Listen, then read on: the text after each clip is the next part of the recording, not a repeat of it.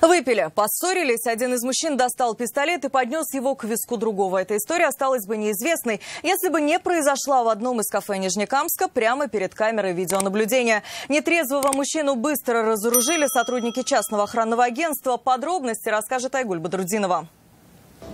Записи камер видеонаблюдения. За столом кафе в Нижнекамске сидят двое мужчин. Вдруг один из них резко встает, достает пистолет и подносит его к виску приятеля. Остановился вовремя. Выстрел не прозвучал. С вами не собираются разговаривать, парень.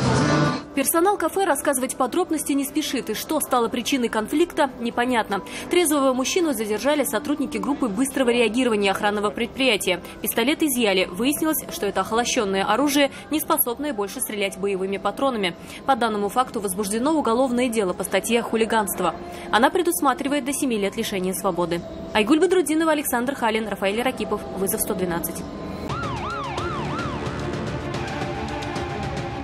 Это лучше увидеть. Все выпуски «Вызова» на нашем сайте и на YouTube-канале ТНВ.